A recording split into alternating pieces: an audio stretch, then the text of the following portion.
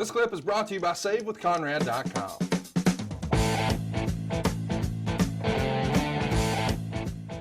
Of all the roles you've had in wrestling, what has been your favorite and why?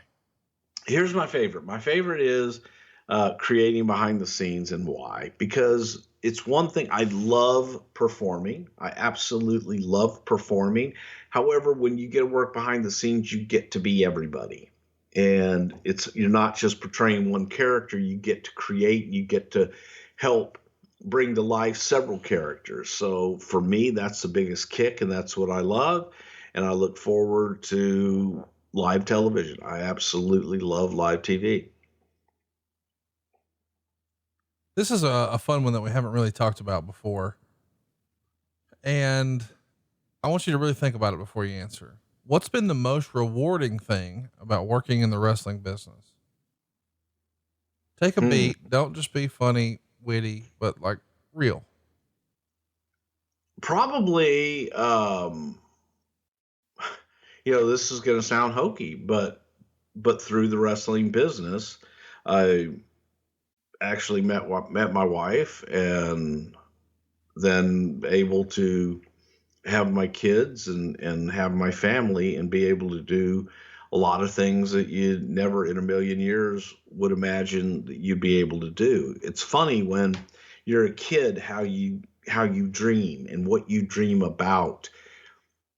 As a child, I wanted to be a wrestler, and I wanted to be the world champion, and I wanted to wrestle in Madison Square Garden in the main event. And then I wanted to be a promoter in Houston and retire. By the time I was 28, I'd already main evented Madison Square Garden, and I had promoted Houston. Got fired, so that was kind of like retiring.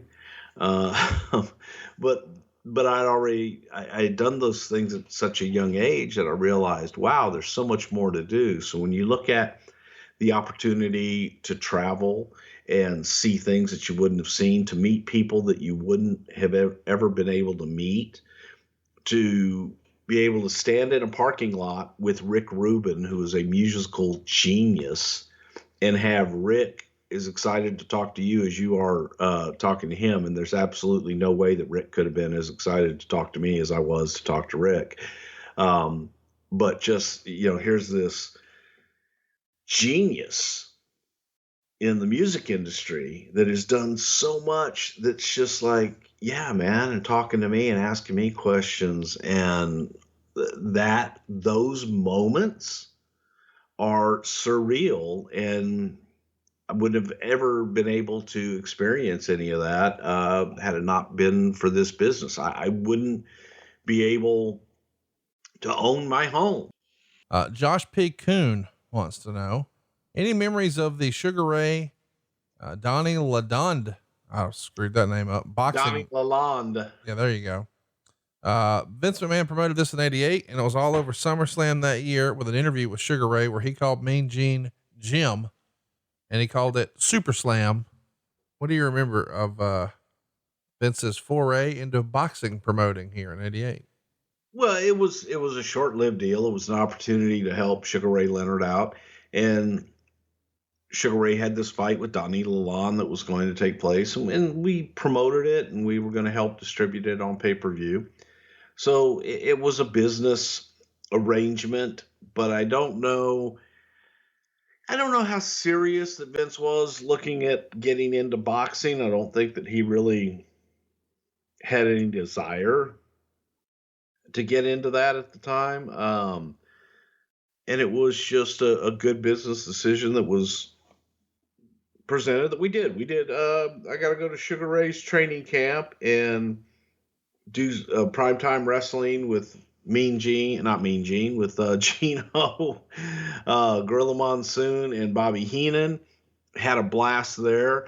And I guess I should post those pictures that I promised of the Big Show and Andre. And then I'll post pictures of me with Sugar Ray Leonard at the training camp when we did the primetime there. But that was a lot of fun up at Caesar's Poconos. You love the Poconos, don't you? Poconos are fun. Eh. Hey, real You don't quick. like Poconos. What's that? You don't like the Poconos. I went the one time. I saw it. I'm done. I scratched it off the list. Will says, has there ever been a thought put into a Legends division or separate show with Mike Tyson returning to pay-per-view with all the nostalgia around wrestling? It seems like it could be a great success. Age may stop high flying, but it doesn't stop promos or the ability to tell stories. I have no idea what question you just asked me. Like, would you do a Legends League? This comes around because we just saw Mike Tyson fight Roy Jones Jr. And I guess the idea is, could you do a Legends League? And I think the difference is you do have some performers on the rosters who were, in their late 40s and early 50s, and we do see them. But would a special one-off Legends only type event work, do you think? Absolutely. Yeah, I think that there's a desire for nostalgia, and that, you always want to see your heroes from your childhood. They've got one more match, one more time. And sometimes it's good, sometimes it's not so good. And for Mike Tyson, watching that was interesting, and more power to Mike. Was it the Mike Tyson of old? No, it wasn't. But to see the incredible shape that he was in, and that he could actually do what he did at that age, God damn, my hat's off to him. I couldn't do it. Chip wants to know any stories of working with MLW. Going and working with MLW at the time was a lot of fun, frankly. And I wasn't sure what to expect. We were doing the podcast, and Court Bauer was doing his MLW promotion, asked me if I'd be interested in coming and helping some of the talent with promos and just backstage, and kind of help out with the TV production overall. And I'm like, okay, what can this be? But I had adapted a little bit different attitude by that point, just saying, what the fuck, I think my initial reaction, had you asked me 5 years before, I would have said, no, I don't want to do that shit. And I changed my attitude to go try stuff, go see what the hell's out there. And so I went and got to meet a lot of really, good talent coming up. But play, it was an opportunity. It was a opportunity to go and play and have fun. So I thought it was fun.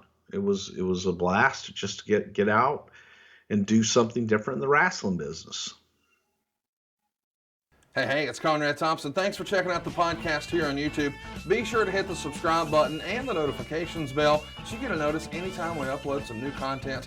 And go save yourself some money right now. If you're in a 30-year loan or you have credit card debt, it's not a matter of if I can save you money. It's a matter of how much. Find out right now for free at SaveWithConrad.com.